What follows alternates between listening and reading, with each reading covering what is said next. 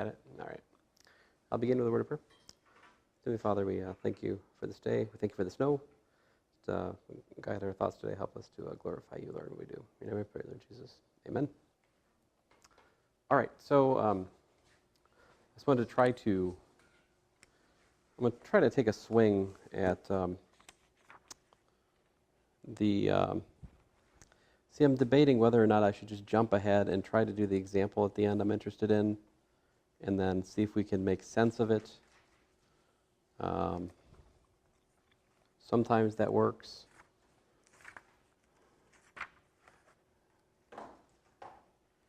Let's see here.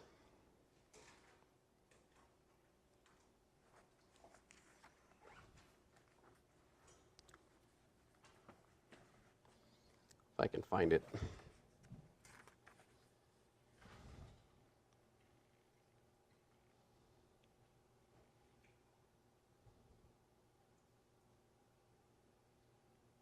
So my hope was to cover example 6.7.22, where he looks at a first-order partial differential equation, and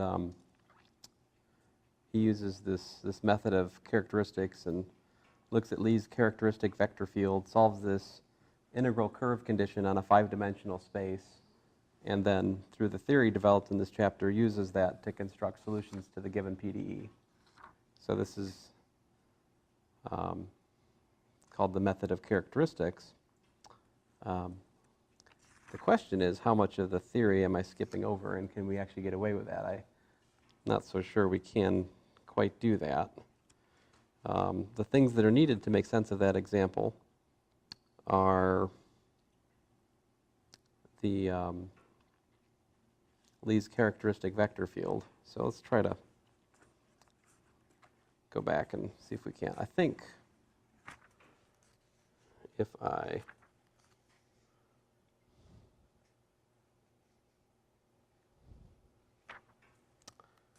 sorry guys.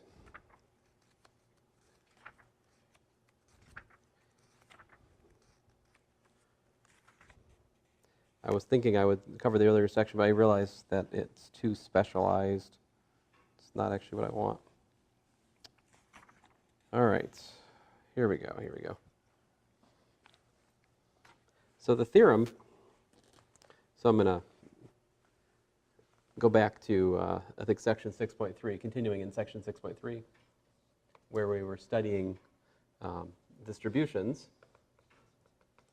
So we'll just keep on with that, and I think that'll get us to where we need to go.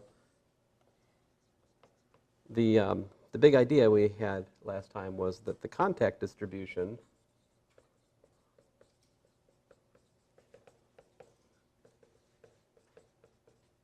contact distribution E is the kernel of alpha is not what? Not integrable.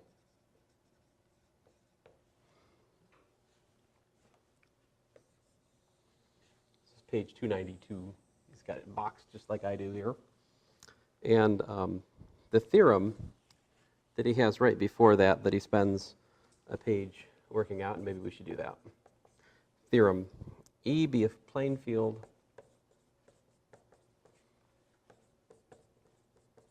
in R3 defined as the kernel of a one-form alpha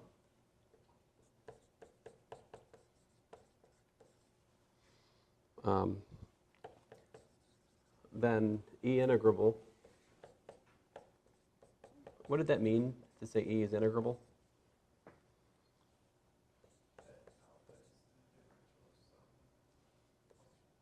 Right, the alpha is the differential of some function, which is synonymous with saying that there exists this family of, well, let's see here, plane field. So it also, so this is, I don't know if we've talked about that much in here, but in the larger discussion of this, that means that there's a foliation of R3 into submanifolds. So, I mean, here's a two-dimensional picture of it. So these would be leaves in the foliation, so to speak. And then the tangent spaces to those actually line up with the distribution if it's integrable. So to have an integrable distribution is, part of what that means actually is that your space you can chop up into these disjoint leaves of a foliation, and each one of the leaves in the foliation forms a submanifold, and the tangent spaces to those submanifolds reproduce the planes in the plane field in the natural way, and that's the other side to this discussion that I don't think I touched on last time. So it's kind of analogous to integral curves. I was trying to think. This would be, so if we're just in like, if this is, imagine our three spherical shells, what would my alpha be?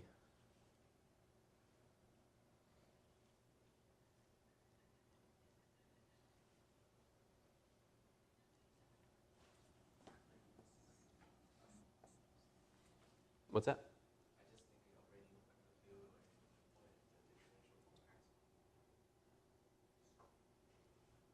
So a vector field in terms of spherical coordinates, right, would have, let's say, A partial partial rho, B partial partial theta.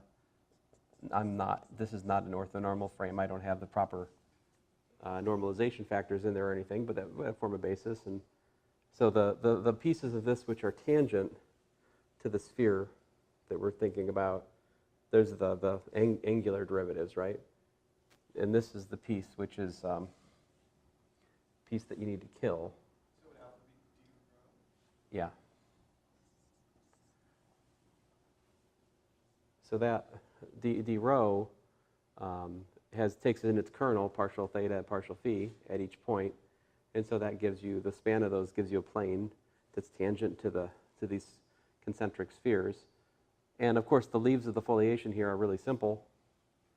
What are the foliation? I mean, the leaves of the foliation are just rho equal r,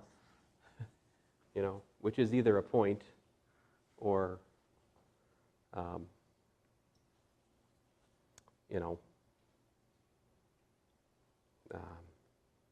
it's either a point or a sphere. What's the condition? Alpha wedge d alpha is what? Not zero. And as you can see, that condition is what? That condition is all hunky-dory except for one place. Exactly the place where you drop dimension from a sphere to a point, namely the origin. Oh, wait a minute. Hold on a second. What? I think equal to zero is what I need there. Yeah. Well, I think I'm not saying that correctly. Huh. So this kernel d rho, that is integrable, is that right? What's that? The kernel d rho here, that is integrable, is that what you're saying? I believe so. Wait a minute. Yeah, I'm sorry. Up here, we're talking about a contact distribution, which again is the opposite of what's more intuitive to us. So when you say alpha wedge d alpha is equal to zero, that doesn't mean everywhere, right? It just means that there is somewhere where the point fails to be constant. Say again? Do you mean it's equal to zero somewhere, not necessarily everywhere? This one? Yeah. No, that's got to be zero everywhere that it's integrable. And that's the case because if alpha is d rho, Oh, right. That's- Contact distribution is maximally non-integral. yeah, yeah. The thing that I haven't said enough about to really sort out here is why the origin is different than anywhere else for d rho, except that you can kind of see that, well, rho has trouble at the origin too in terms of its relation to the, I think that maybe have more to do with just the fact spherical coordinates break down at the origin. But okay, so if we're careful, we'll only use spherical coordinates on like a deleted space. But anyway, where was I?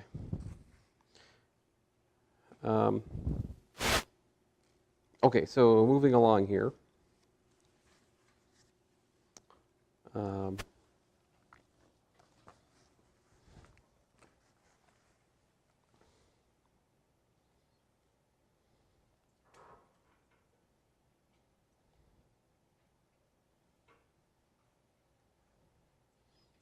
I was going to try to skip this proposition, but I think I can't. 6.3.9, I think it's a necessary.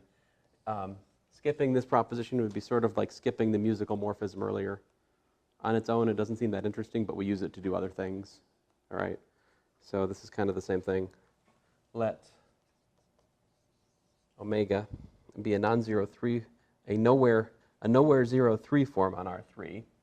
In other words, be a volume form. Okay. On R3, a nowhere vanishing 3 form. So in other words, omega p is not equal to 0 for all p in R3, and omega p, okay, fine. And then, fine, I'm feeling guilty.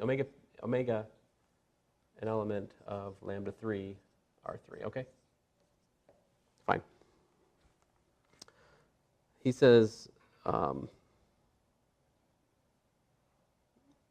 this omega induces a vector space isomorphism, horrible omega tilde of P, from the tangent space P to R3 to 2 forms at P by how?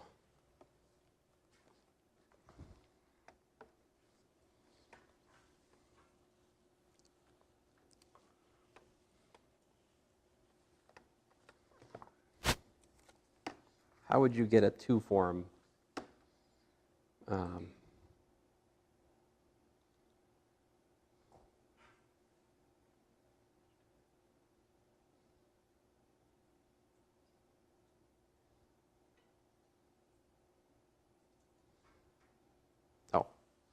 I was like, where's this? It's bothering me. I was like looking at the proposition. I can't understand where this vector field's coming from. So, but the point is, that there's not, you know, this is, so, I mean, once you say, okay, well, I'm given a vector, all right, that's what this is, then how do I create a 2 form with that vector? I've got a 3 form. I take the interior product of the given vector, right, and let it work its magic on the given 3 form. So that's a 2 form. All right.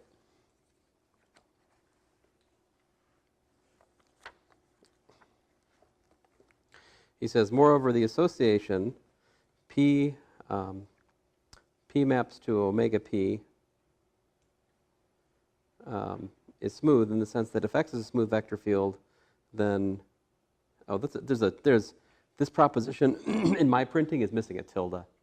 It says that the association P maps to omega sub P. There's no tilde on it. He means P maps to omega P tilde, I'm pretty sure, because that's what we're defining.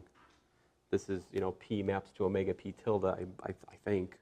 Right, because we already have P maps to omega P. That's assumed to be smooth. So he's saying this is also a smooth map because it's, well, let me just tell you something. If there's a formula in differential geometry, it's smooth. Okay? It's kind of a general. There are exceptions, of course, but by and large. All right. Proof is an exercise. Oh, man, I'm fresh out of assignments for you guys. I guess it must be forever unknown to us. Oh, well. Oh, that's good. I could do that. Interesting. All right, so theorem 6.3.10. Let's move along here. Let alpha be a contact form on R3. What's that mean?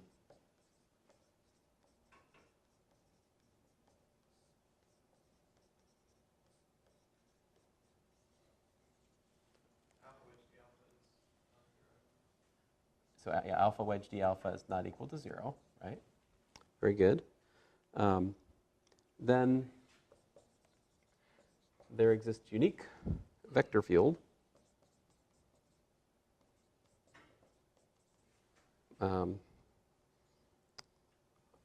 Do you guys know what this thing's called? I always forget what this stupid thing's called. Zeta? Well, it may be zeta in the book, and I just didn't draw a zeta.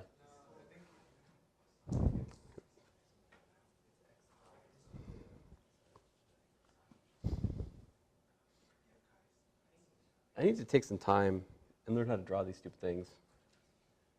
You'd think by now I'd know, right? So it's xi. All right. With properties such that alpha of xi,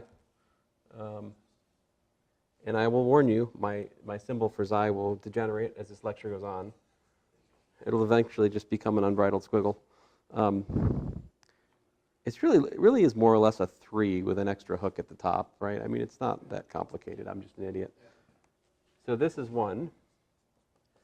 And also, point number 2 is that if we take the interior product of xi, oh man, come on. This stupid thing. On d alpha is 0. Ah, hooray. Now we don't have to call it xi anymore. It is the Reeb field.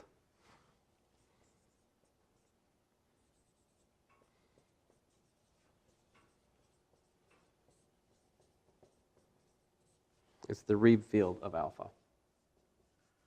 So what is that?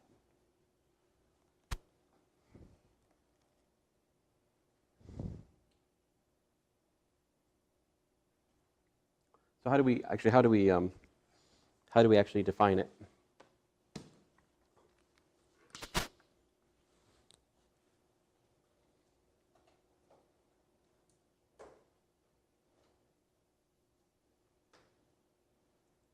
We had to build it from the contact form somehow, right?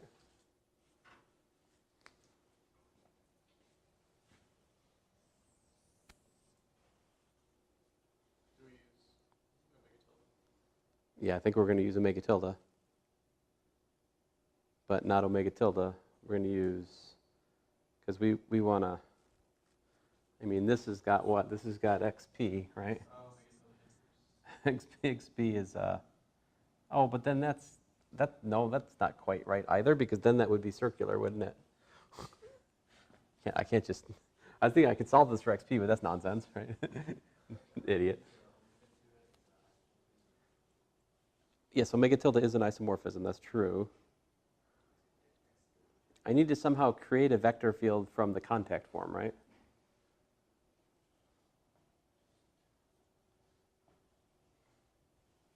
I've got alpha, I've got d alpha to work with. What should I do? What's that? Oh, it reminds you of the Cartan form stuff? Yeah.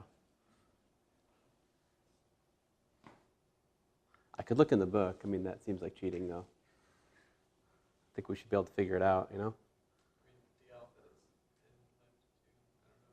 Okay, d alpha is an element of lambda 2. I think we're in R3, yeah.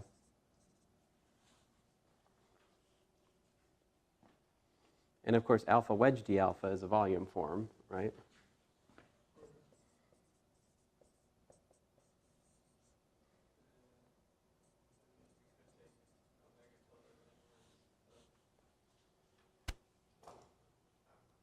Omega tilde inverse of d alpha would make sense, because so we're taking a 2 form, right? And we're taking the inverse under this omega tilde map that gives us a vector field. It's got to be that.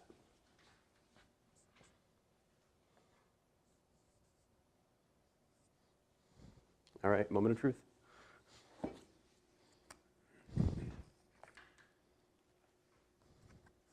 I got too many sticky notes in here. What do we got? What's happening? I have a Reeb field is omega tilde inverse of d alpha. Woo! And I can test. I saw Sam. He did not open his book. It's good. That was not. It's not like all those card tricks you see on TV, you know? A bunch of collusion. Let's see here. Although I gather some of the magicians who like, like you'll see people like stick stuff through their hands. They'll actually just like they actually have a hole through their hand. They have actually like stuck through the hand so many times that there's, like scar tissue around a hole or something. And then, so they really are pulling it through. They just have permanently scarred themselves so they can do it. No. Oh, okay, I'm sorry. So what does that do? So that at least gives me a vector field, right? Then it's still up to us to prove that this is actually the Reeb field. It actually satisfies 1 and 2. Is it clear that it does that? Well, if this is the case, then let's see here. Whoa. So let me just copy this down here, see if we can understand it. So he's like, the I of chi, the alpha of x is what?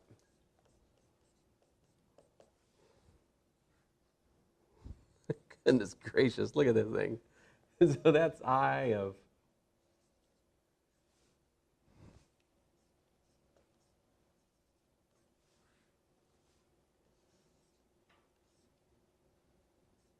that make sense? I mean, so if this is the case, then this means that, goodness gracious, well, that's not even, do you guys understand that? Oh, I do, I'm sorry. So this says d alpha is what? Omega tilde inverse of xi, right? So if we have this of that, it's this of that, right? But if you think about that, what's that mean? That means you're taking a 3 form and you're repeating 2n. I mean, this means you're evaluating a 3 form at the same vector field repeated. So that's going to be 0 by the antisymmetry of the 3 form. Or if you go back, you can look at the properties of the interior product. You'll find out that it's antisymmetric. And so if you got 2 of the same thing, you could get minus equal to minus itself. So it's, anyway, this is 0. I mean, he has one more step, which is not bad. He's like, well, this is nothing more than omega of Reeb field x, which of course is 0. What is that? Does that give us either? Oh, but x is arbitrary, right? X is arbitrary, consequently we get item 2, right?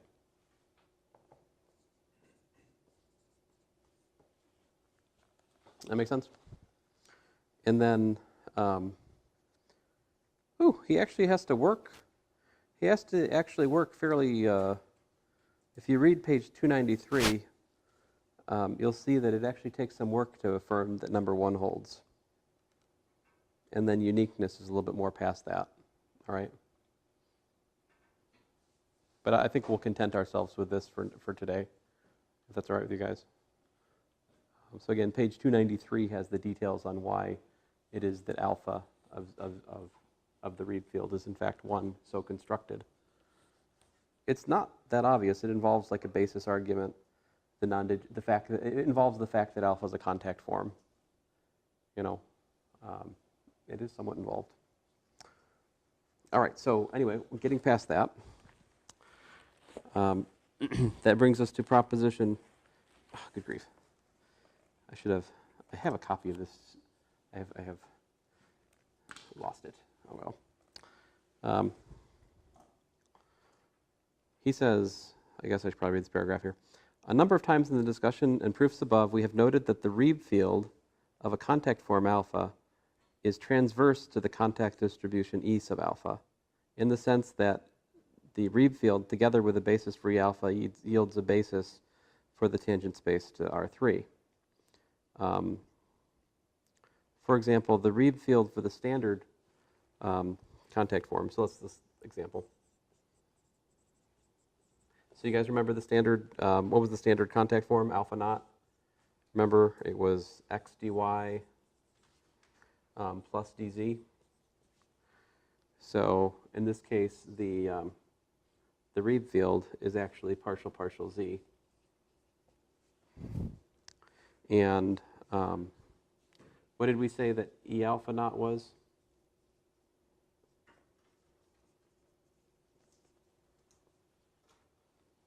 Oh man, I should have given you guys some problems like that. We actually had a pretty nice computational thing we did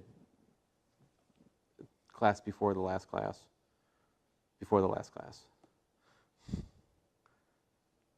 Remember, we actually did this kernel calculation. It was actually kind of nice. That's a good problem. That should have appeared in your homework.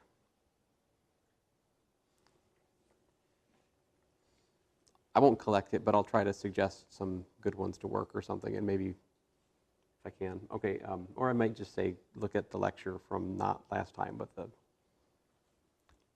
anyway. What did we worked this out before though. How did we do it? It's the kernel of alpha naught, right?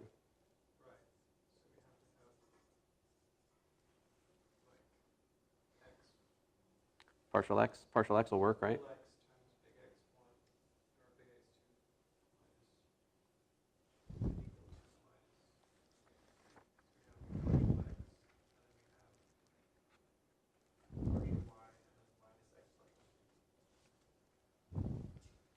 Partial y minus x partial z? Or there's a comma between partial y and this. Or, oh no, I think you're right. Yeah, I'm using the, in his book, of course, he uses the 1, 0, 0 for this, and this one, 0, 1 minus x for that.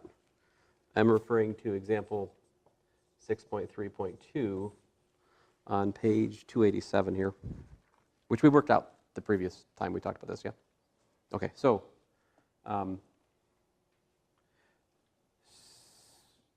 now he says that it's transverse. What's that mean?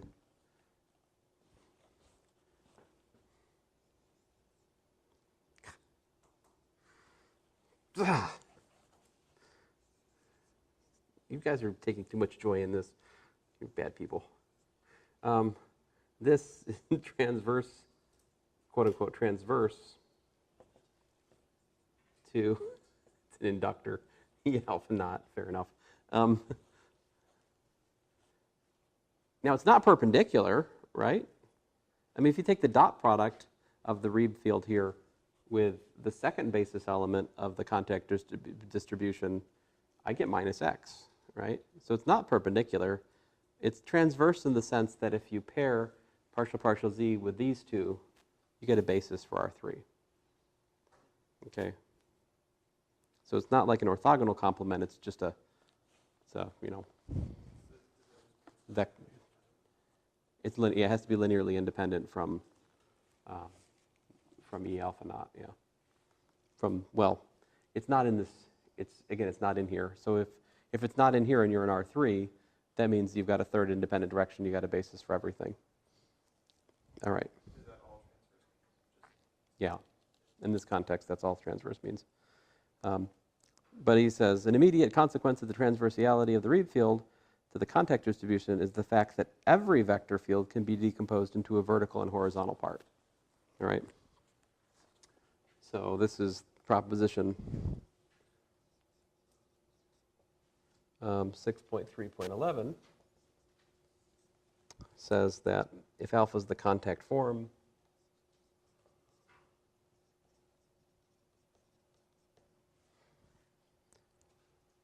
let me just actually get straight to the point.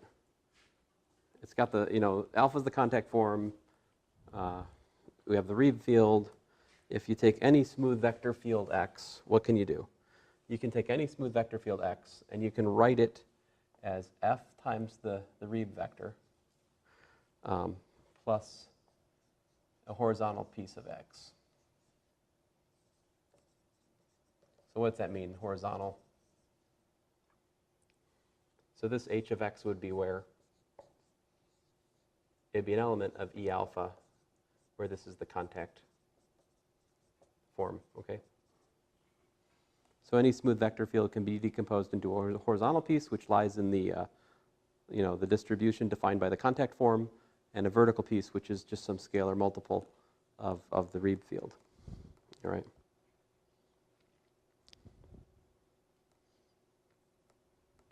The proof is 3 lines. I guess I can cover it. You guys want to look at the proof? A 3-line proof I think we can afford to do, right? So what's the proof?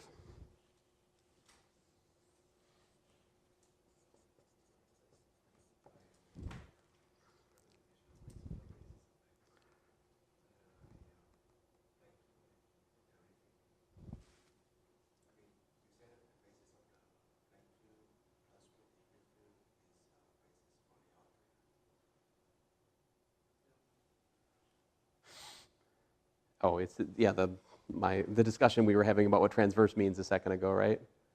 But how does that, I mean, those are just words. So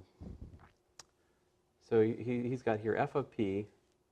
He defines, he says, let f of p be equal to alpha of p acting on x of p, okay?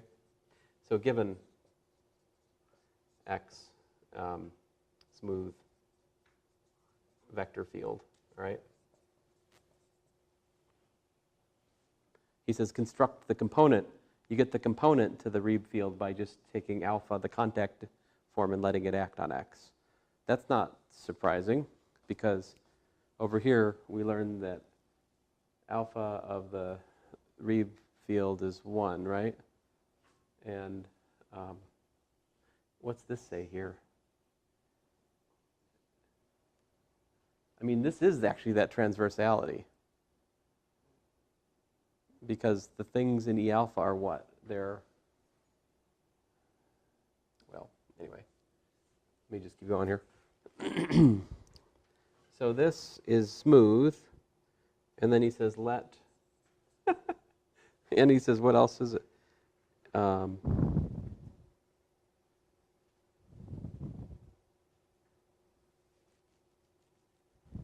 I don't see how he... All right. I think it's what you were saying, King. I just need to actually get away from the book and just think. What is xi sub 0? Or is that like, is xi like... Oh, no, that is the Reeb field. Right. So how should we define h of x? If we're defining f that way, we're saying h of x is what?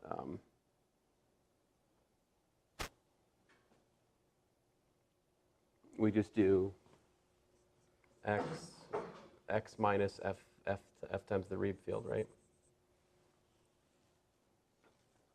It's much like when we define orthogonal projection, we just take the vector minus the parallel projection, to get the other piece. But is this actually as advertised? Allegedly, this should be an element of E alpha, right? At a point.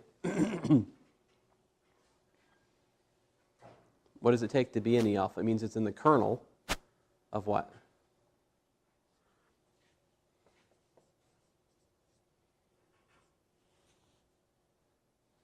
What's E alpha again? It's the kernel of what?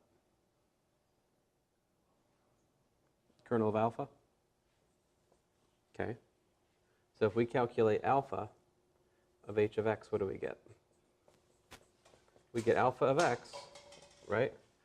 Minus alpha of f zeta. But we can pull the f out. We get alpha of x minus f alpha of zeta. What's alpha of zeta? Alpha of zeta is 1, right? That's the thing that we'd actually have to do some heavy lifting to really prove. And then f, what was f? Well, what do you know? F was conveniently defined to be alpha of x. So we have alpha of x minus alpha of x, which is 0.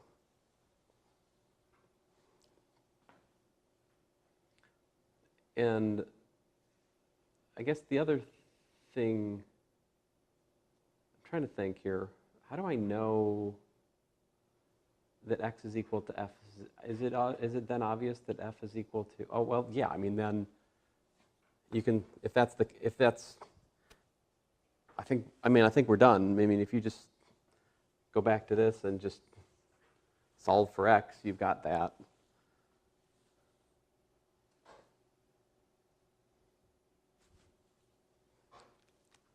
Okay. As you guys were telling me, it's just linear algebra. That's kind of true.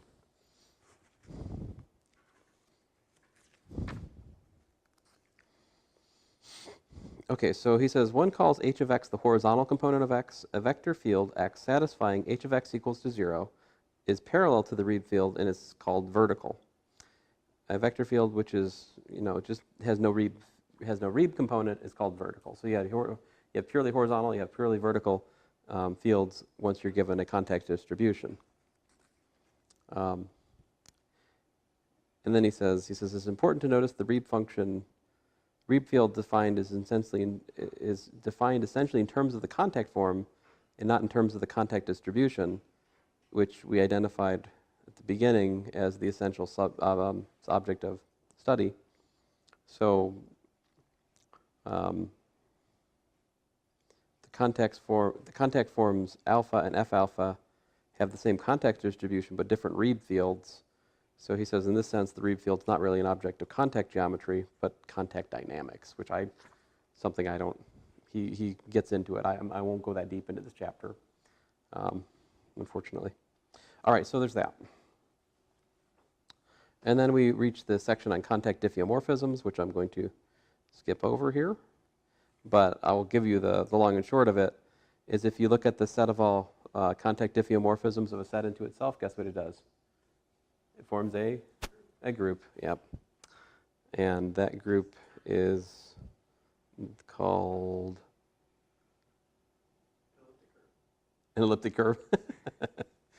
That'd be funny, right? I don't think so, though.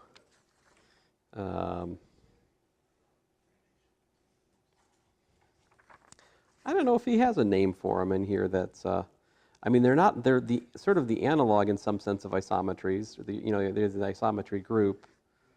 These are the something else. Contact diffeomorphisms which preserve the contact distributions, but not necessarily the Reeb field. Those are considered the proper structure preserving diffeomorphisms in contact geometry. Okay, anyway. All right, move on. Must move on. What I'm trying to get to is what on earth the characteristic vector field is. There's these vector fields that are essential to the method of characteristics, and it fits in with this larger story, and I just have not gotten to it yet, but I will get to it. Moving along. Slowly but surely here. Well, really, neither slowly nor surely. Something worse, I think. Contact vector fields may be where it's at.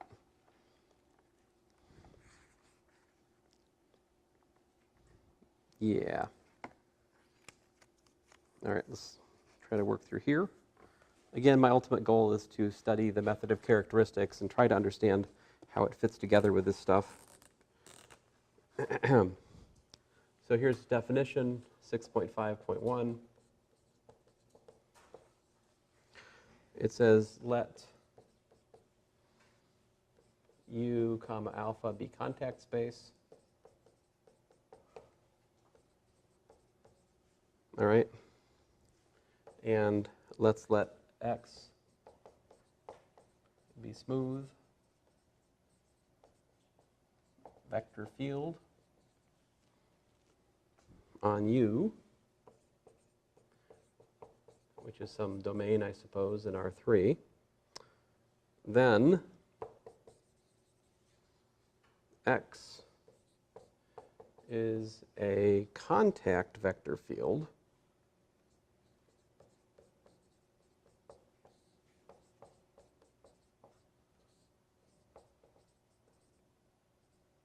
contact vector field if, here we go, the Lie derivative in the x direction of alpha is equal to g times alpha for some smooth function.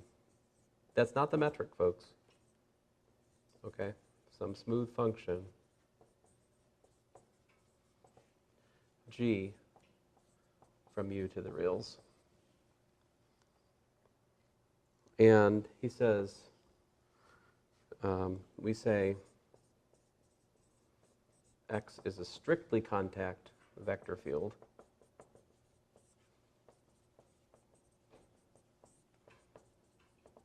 if what? What's that? Exactly the opposite of that. 0. So I think, I mean, to me, just by gross analogy, kind of like killing fields for metric, right? Killing fields preserve the metric under Lie differentiation. So contact vector field, it in some sense keeps the contact structure the same.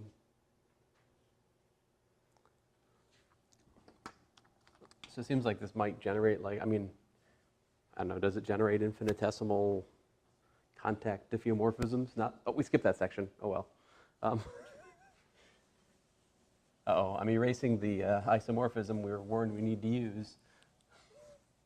But maybe we've already used it, so it's done. Okay. And so what's the sort of probably the penultimate example here? What's that?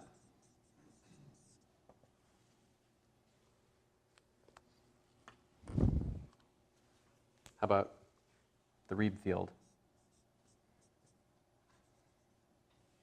What happens if we look at the Lie derivative of the Reeb field with respect to the contact form, on the contact form? How do we calculate that? What's that? Yes, what is that?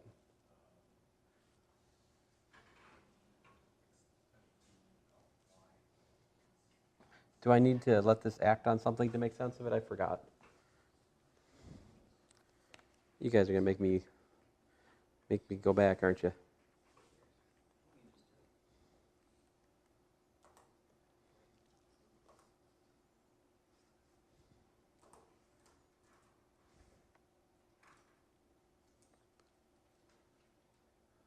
Yeah. So Cartan's formula, you're right. So this is equal to the inclusion of the Reeb field on d alpha, right? Plus the exterior derivative of the inclusion of the Reeb field on alpha.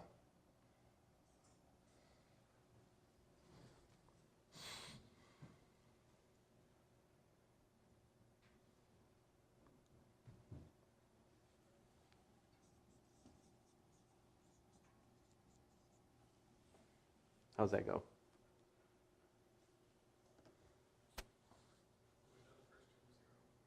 The first term is 0? Oh, yeah. Oh, so this is 1. So we got d of 1, which is 0. Very good.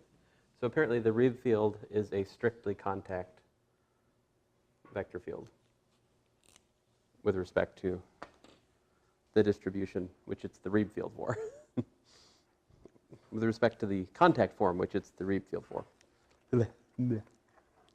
Theorem.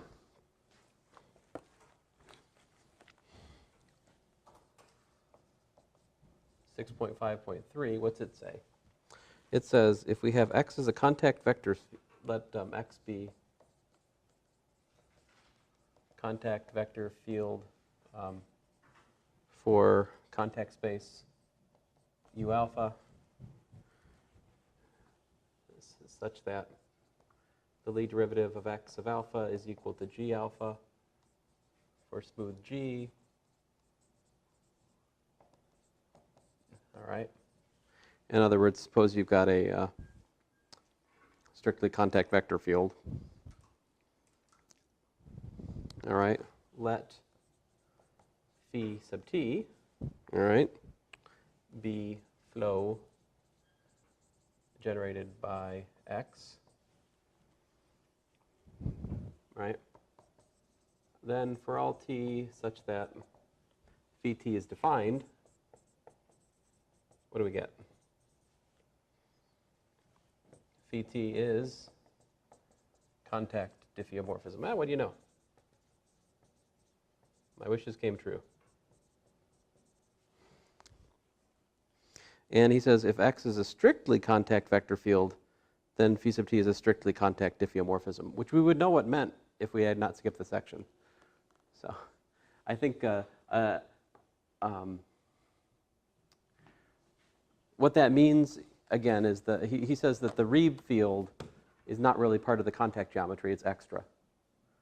Because the Reeb field essentially is, the contact geometry is, it's this plane field of contact things, right? And so the Reeb field has to do with the transverse direction to those. So it's not really part of this, it's part of that. So a strictly contact diffeomorphism would also preserve, it would preserve not just the contact distribution, but also the Reeb field itself. If you read that section, that's what it's going to be.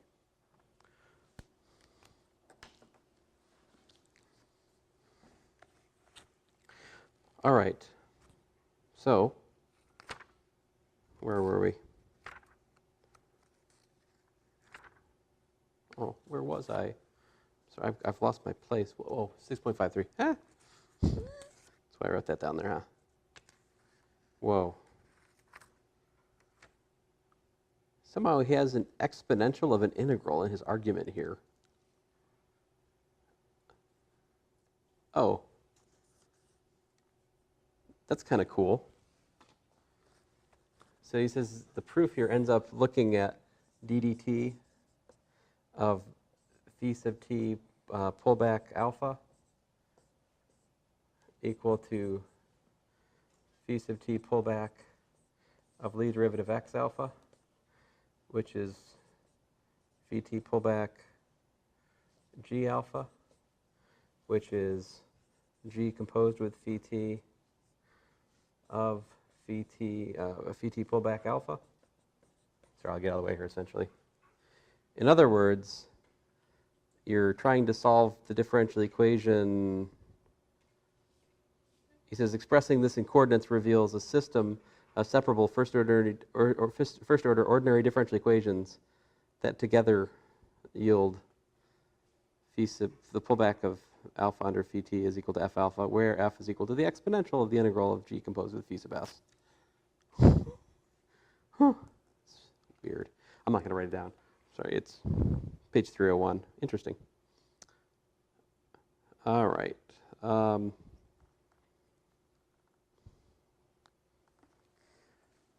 on, he's dragging me into the weeds here again. I'm trying to get to the, goodness gracious.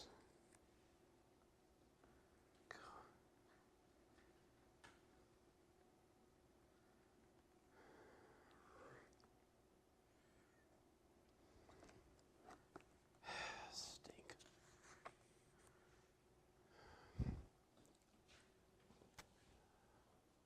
All right. Fine. Next up, 6.54.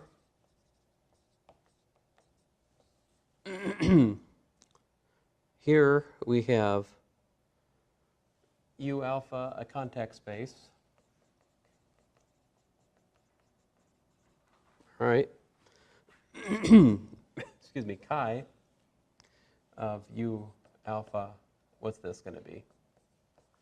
This is going to be the vector space of contact vector fields.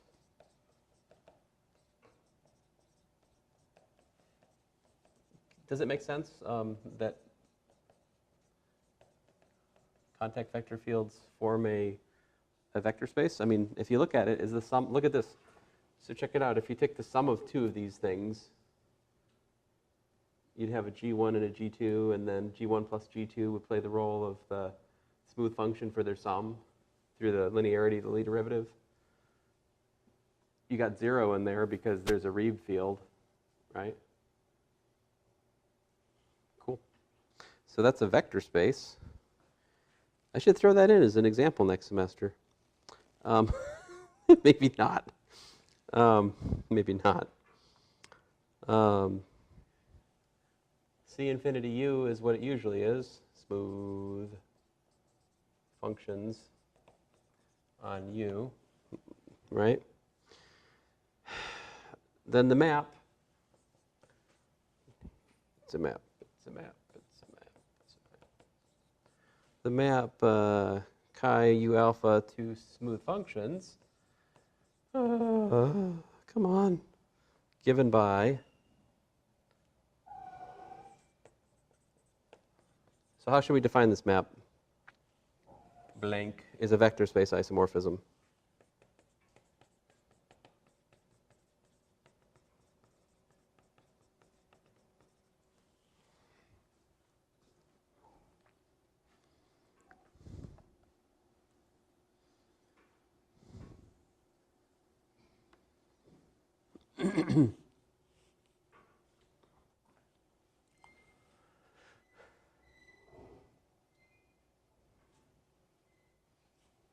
So I'm supposed to take phi of a vector field x, and I'm supposed to create a function. I've got a I mean, doesn't it just have to be alpha of x?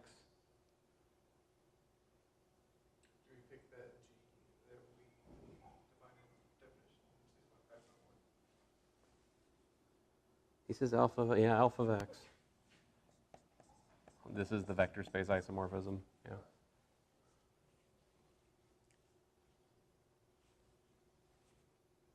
Funny. Okay. All right. I'm trying to get to something, Travis, believe it or not.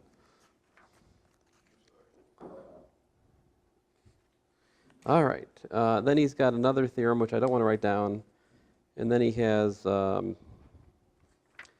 the next theorem is about the Reeb field and the context distribution set of one forms of the property that when they act on the Reeb field, they give 0. Such one forms are called semi-basic.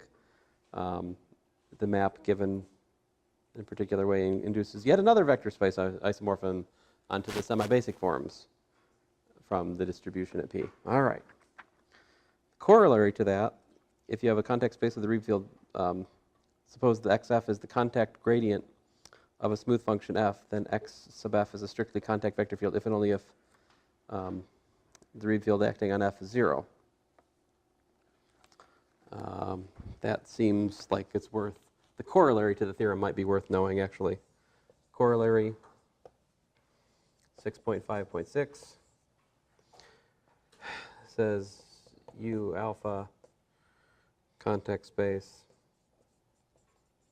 I keep writing U alpha context space, like, I'm tired of writing this. Reeb field, chi, suppose that xf is the contact gradient of a smooth function. What is that? Maybe that's what I don't know. What is the contact gradient of a smooth function f? Can you guys tell me?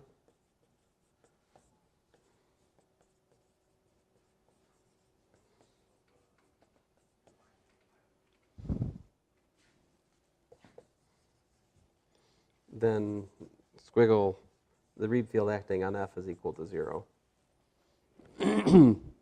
Well, excuse me.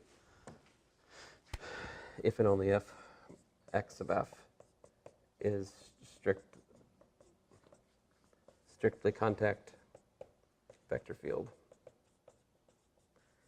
So what did you say about the contact gradient? Inverse of some isomorphism.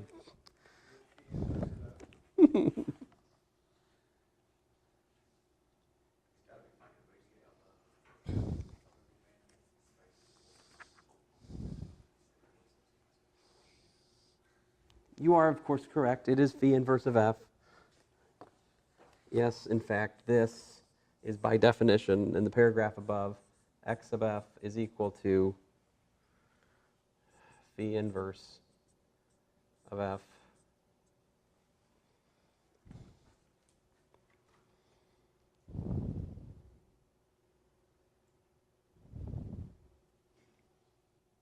Well, I guess that's not too bad. I mean, look, what I'm saying is it's not too bad in the sense that how is phi defined? It's just alpha of the vector field, right? So once we have a specific example, calculating the contact gradient is not that bad. So that's what x sub f is, huh? That's what x sub f is. All right, finally. This is what I've been searching for, guys.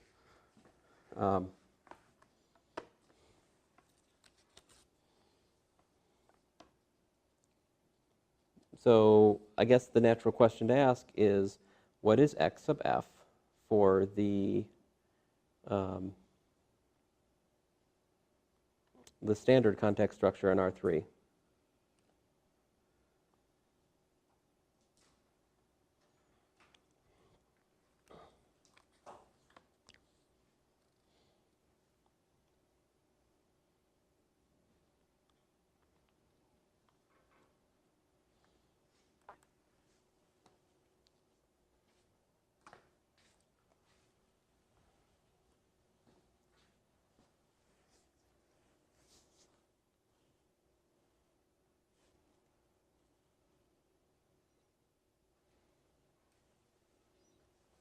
So over here, if we have alpha, right, alpha sub naught acting on, let's say, a partial x plus b partial y plus c partial z, what do we get?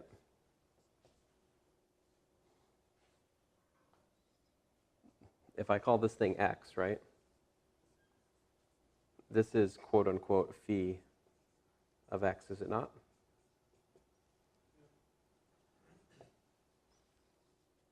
We've already been playing games with this stupid thing to do calculations, right? If I was more with it, I would have told you we were already looking at this the lecture before last.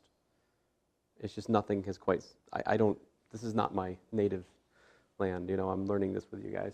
And anyway, so alpha naught, what does what? X what? XB plus C? Yeah. All right. And then, so what is x sub f then?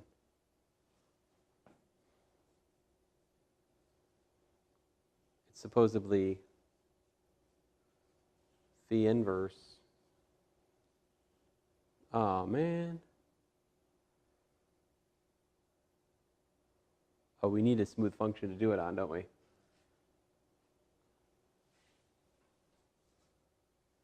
Oh, so, I mean, you could do it for any function is the thing.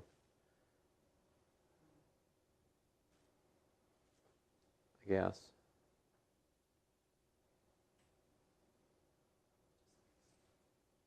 Just x. You want to say f of x equals to x? See what happens? Sure, why not? So what would this be then?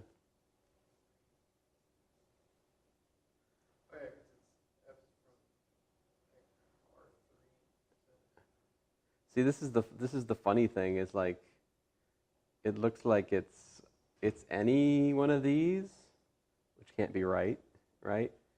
Clearly B is equal to 1 and C is equal to 0 for King's choice.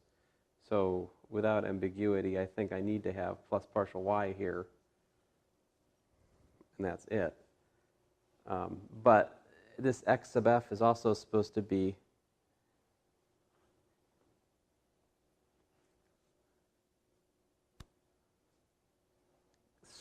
space of contact vector fields, though, right? Is that a contact vector field?